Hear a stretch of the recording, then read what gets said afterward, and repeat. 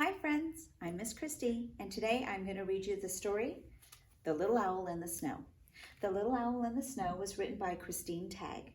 Christine is the person who wrote the words to the story, and we call her the author. It was illustrated by Stephanie Bowie. Stephanie drew the pictures, and that's what we mean when we say illustrate. That means drawing the pictures. All right, let's see what happens with Little Owl. Well, it was getting dark, and Little Owl was all alone. His mother had gone in search of supper. Little Owl gazed across the snow from his cozy nest high on the edge. When the dark meets the light, Mommy will return, he told himself. And he waited, and he waited, and he waited. Plump white snowflakes floated through the sky. If Little Owl listened, he could hear them whispering, "Shush, shush."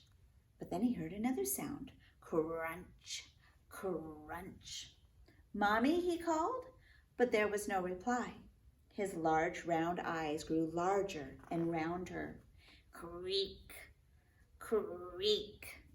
Little Owl turned his head as far as he could, which was pretty far. But still there was no sign of his mommy. But wait, what could he see below down in the snow? Footprints! Fresh, frosty footprints. Mommy-sized footprints. Little Owl wiggled out of his nest and leaned over the edge just a little too far, and oh no! Little Owl landed beak first in a snowdrift. He shook the cold from his feathers and started to follow the footprints. They led him to a creature with a shiny black nose. "My mommy doesn't have a shiny black nose," said the Little Owl sadly, as the fox shook his frosty tail and disappeared into the night. Little Owl saw more footprints. They led him to a creature with long, twitchy whiskers. "My mommy doesn't have long whiskers," said the Little Owl, as the Arctic hare flicked out his legs and scampered away. Well, the Little Owl trudged along the footprint path until he met 4 long legs.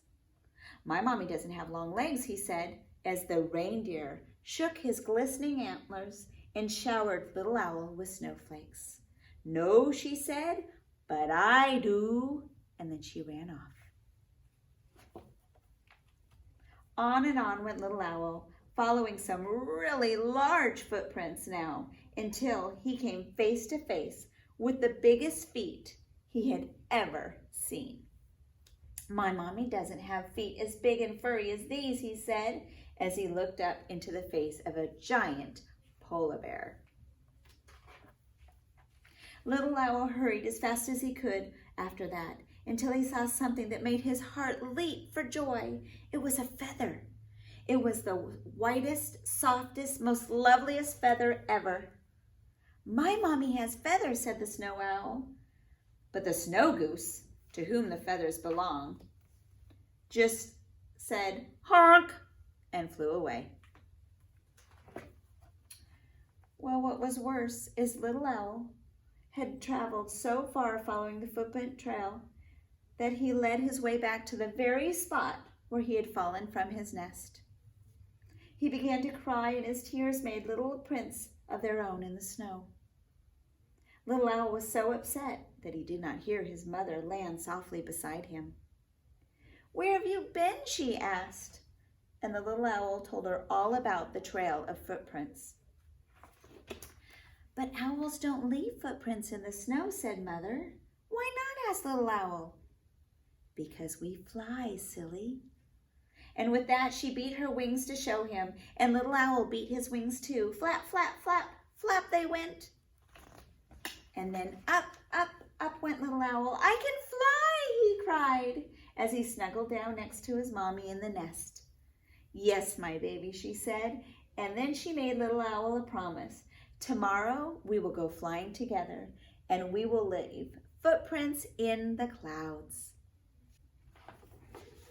That's one of my favorite stories. I hope you enjoyed it too. Bye, friends.